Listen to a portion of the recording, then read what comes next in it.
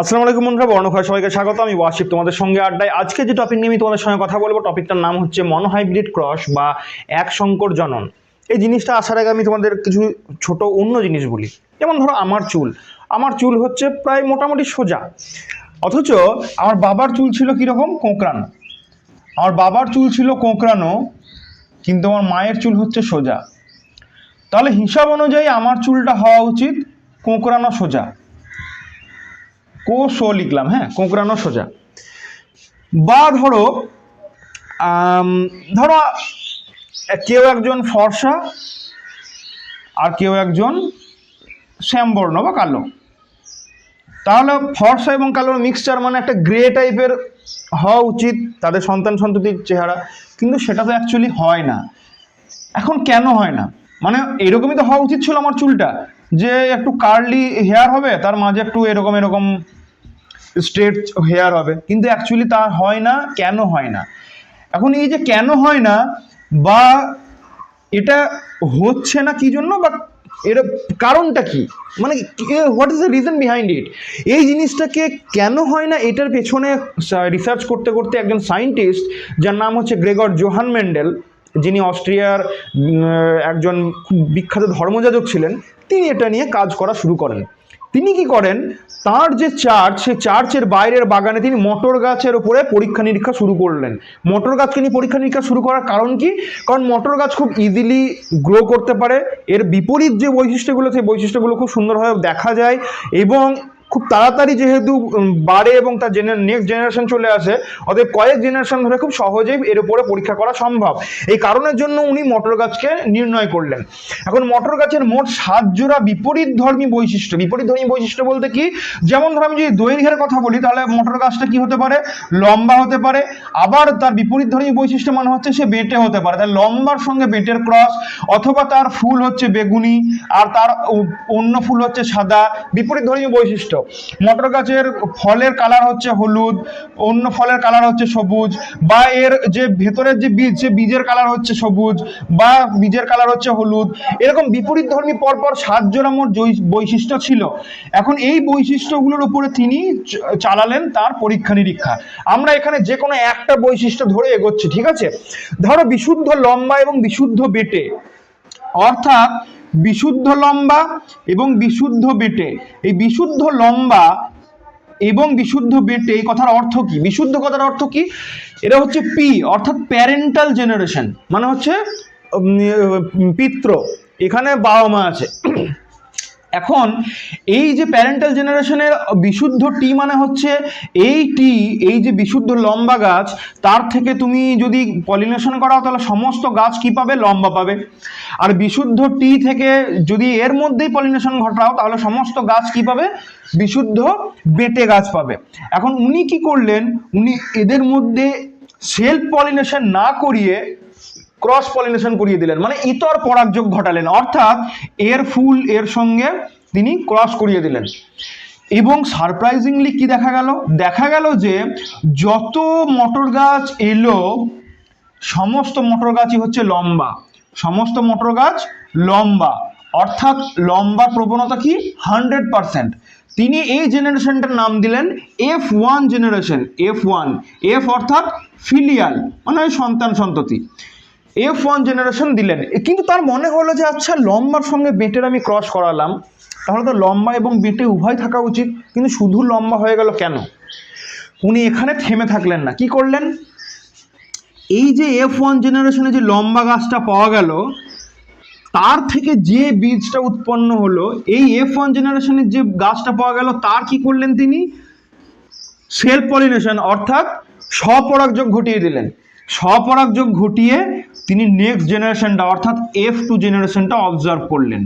Filial 2 জেনারেশনে কি দেখলেন, তিনি দেখলেন ও মা, লম্বা লম্বা গাছ হচ্ছে, বেশ, বা খুব ভালো, লম্বা গাছ হচ্ছে এবং বেটে গাছও হচ্ছে। ব্যাপারটা খুব অবাক যে লম্বা গাছ তার সঙ্গে বেটে গাছ হলো, কিন্তু আগেরটাতে তো শুধু সব লম্বা গাছ হয়েছিল। তিনি খুব ভালো করে লক্ষ্য করে দেখলেন যে 3 ভাগ লম্বা গাছ তৈরি হচ্ছে, 1 ভাগ বেটে গাছ তৈরি হচ্ছে। এখন এই বেটে গাছটা এলো কোথা থেকে?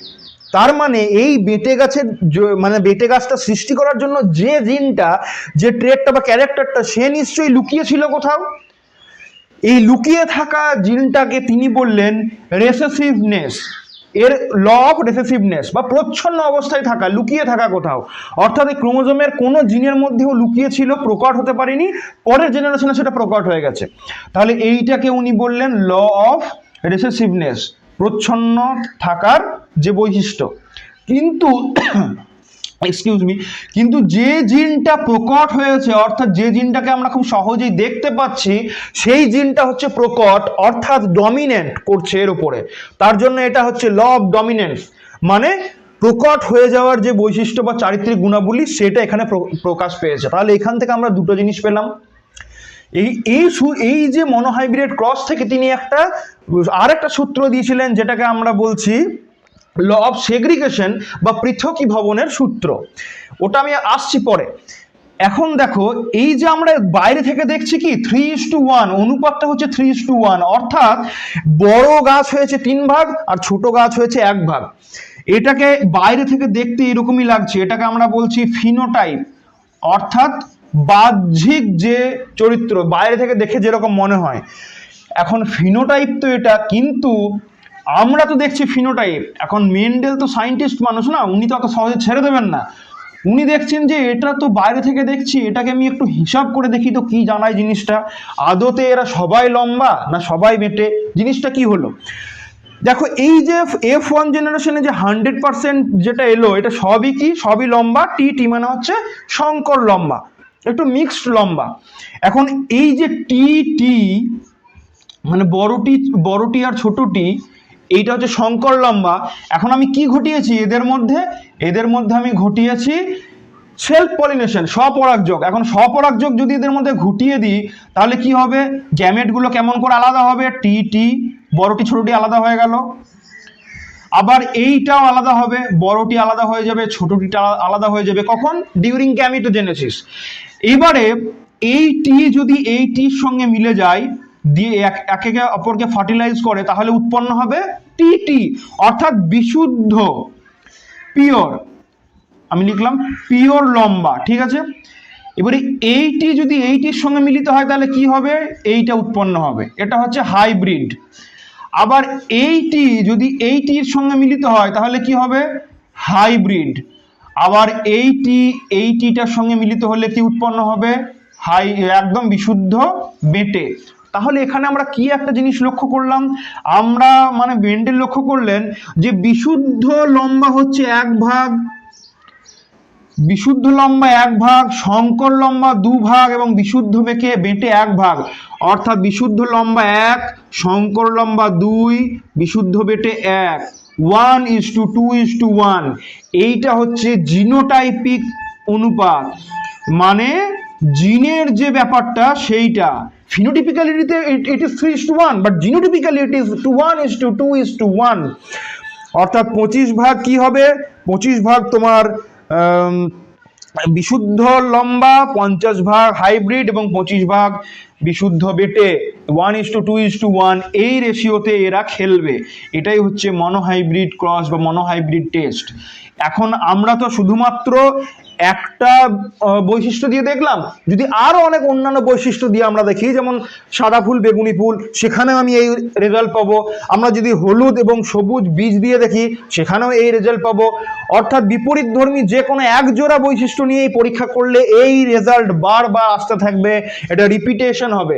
এটাই হচ্ছে মেন্ডেলের মনোহাইব্রিড ক্রস। এবং এখান থেকে যে সূত্রটা এলো, সেই সূত্রটার নাম হচ্ছে ল অফ সেগ্রিগেশন বা পৃথকীভবনের সূত্র।